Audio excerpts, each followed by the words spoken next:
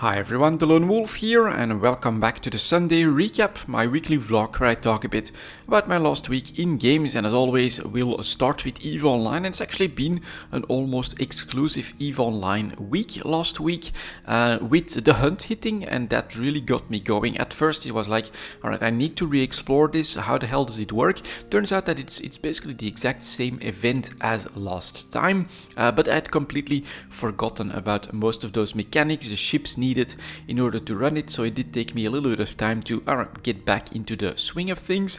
And at this point I am over 200 points in from the 300 in order to get all the skins, and I'm definitely planning on basically finishing the hunt and getting all the rewards there.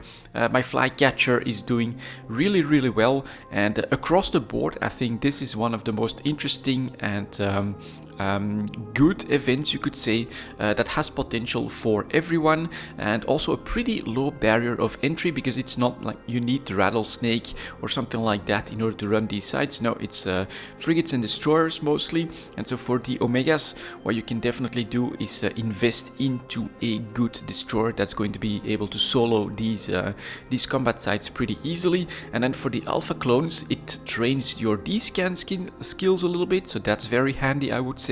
And then they have the data site option, do a little bit of exploration, find the data sites, get your points that way. You know, that's something that even an alpha clone can do solo in the smallest of frigates. Other option, of course, is to either go for some of those really slightly overpowered frigates that are very specific for the event. I've seen a lot of worms actually be very successful in the hunt, or an option, of course, as well, is to just fleet up, get a couple of friends, run the sites that way. I think you're all getting the points for completing that in a fleet, so that should be absolutely fine. And yeah, it really is pretty damn cool also. I mean, 300 points at 15 points per combat site if you have the keys. Oh, that actually makes it 20 when you actually have found keys for those combat sites. That really feels like it's something that's very doable. What I've actually done at first is, for the first couple of days I've been focusing on finding keys, finding those capsules with the D-scan, and now I think I've got like a dozen of them left or so, and so I'll easily be able to just run some extra combat sites every day and get my 300 points that way. So I really enjoy the hunt in its current form, and it's pretty cool. I'm going to definitely try and complete that one before we jump clone back to Caldari space to continue our adventures there. I was by accident in a Mars space just as the hunt hit, because I'm running the blueprint copy business and the PI, starting to make plans for that as well, as those prices have started to go back up. And when it comes to the blueprint copies, well, it's kind of crazy at the moment. We're selling like hotcakes. I can't even produce enough at the moment for what the market demands, and that is of course all because of the industry changes that are coming, and we are sort of seeing a lot of speculation and overheating, a bit of a gold rush into using the old blueprints for certain ships, especially the bigger ones, I think, that are expected to become a lot more expensive. I think here there's a lot of guys that are just trying to pump out as many of these ships as possible, as anything that they can make if they're right, and at the end of the road these ships become far more expensive. They will of course have potentially massive profits on their hand, and that has led to a situation that I don't think I was expecting, and I don't think that many of you guys were expecting, and that is that titanium has gone up substantially, like 10%, almost back to 7 ISK. Definitely for me in sell territory, number one because of the price, but number two because this does look like a bit of a bubble that has been created by this gold rush, a little bit of a side effect of everyone still rushing into the old industry way of doing things, which should end somewhere this month in April. So that's going to be very interesting to see what happens to that price. I'm personally expecting a pretty massive crash, as two things should happen. Number one, when the industry changes hit, the demand for titanium just for the general industry should drop a lot. A lot of these, especially bigger ships, need a lot less titanium and now need extra products rather than that titanium.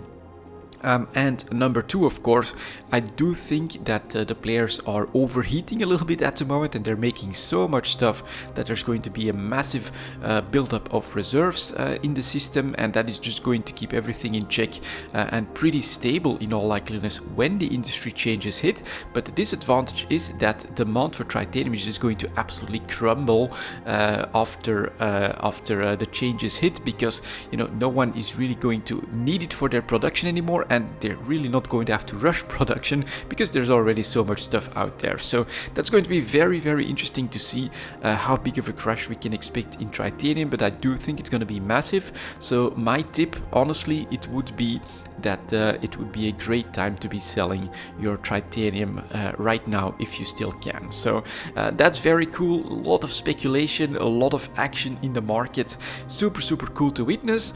For me personally, I'm trying to take advantage of all of that by selling a lot of BPCs, Orcas selling like hotcakes, some other stuff as well, like the freighters still doing really well. Even the structures have gone up in price for the BPCs and are selling pretty damn quickly. I can't really produce enough for the ships for what the market demands at the moment, which is a very nice position to be in, of course, because all of them are selling at a nice premium compared to just a couple of weeks ago. And then what I am doing other than that is actually not speculating too much. I'm leaving all the frenzy to the other players, and I'm just witnessing and looking at it somewhat amused, because I do think there is still a chance. I mean, it's a chance that a lot of them are wrong.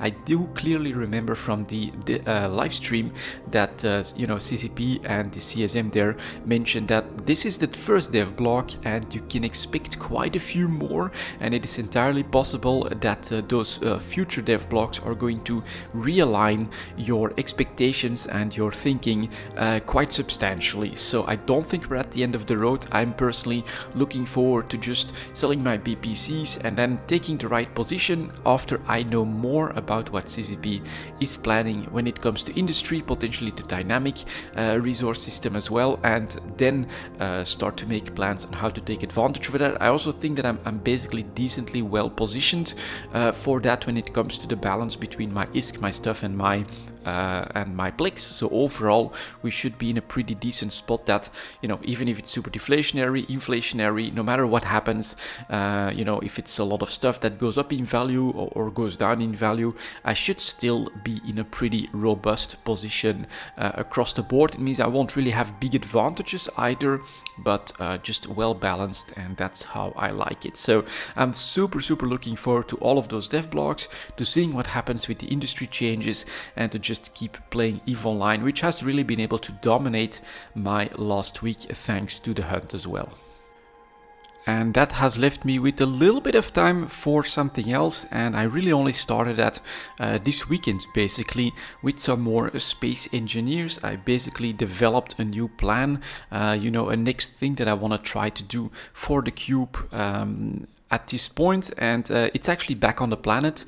I am still not very comfortable up there in space. It's also, I feel, a lot of work to get, for instance, the ice topped off in the cube. So it requires a decent amount of ice to just keep running, and as a result, having to do those trips to farther away asteroids, finding all the ice that's needed, all of that is quite a little bit of work, and that got me thinking. And so this is what I'm working on at this point.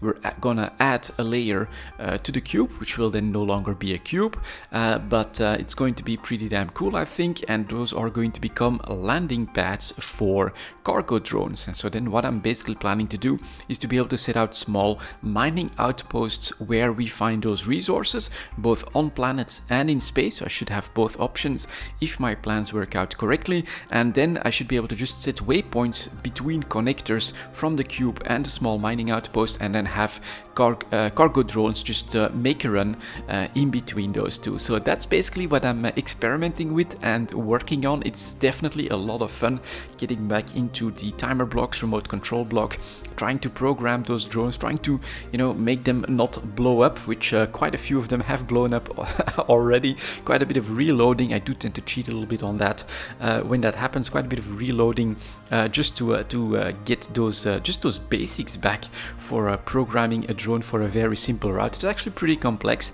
takes a little bit of doing, but I've managed to get like my first 2 or 3 up and running, and now I'm basically working on fine-tuning all of that. And at this point it's all for atmospherics, but then I'm also going to planning to make some drones for space using the ion engines. That should be far more efficient, and it's gonna be cool if it works the way I hope it does. But we also need then probably a little bit of extra trust on the cube when it comes to my full plans, but we'll see. I don't want to spoil everything just yet, but I am definitely still having fun with Space Engineers. Absolutely amazing game. I super enjoy it, but I will quickly mention that last week, basically the first part of the week, and then a little bit in the week before that was like a little bit of a break from Space Engineers as we had reached space, and I was like, all right, I managed to do that. The cube works the way I envision it. Now it's time for an annex to the cube and see if all of that works. But there is something on the horizon that I'm definitely looking forward to as well. On April the 8th, we should get an announcement from GGG about the next leak for Path of Exile, and that's something that I'm definitely looking forward to as well. In fact, I've already started thinking about a minion build with like multiple auras and things like that this time, trying to do it a little bit different, maybe make it a little bit more powerful, and just trying to get that starter build planned and ready. So that's something that I've been thinking about as well. But of course those plans could easily change depending on the actual announcement from GGG, but that should be coming next week already, so I'm super looking forward to that as well. And when that leak hits, which I'm kind of thinking 3 months, that could already be like a week, 2 weeks after the announcement, somewhere in April, I'm definitely jumping in on that as well. And yeah, that was my last week in games, guys. Thank you very much for watching, and as always, I'll see you next time.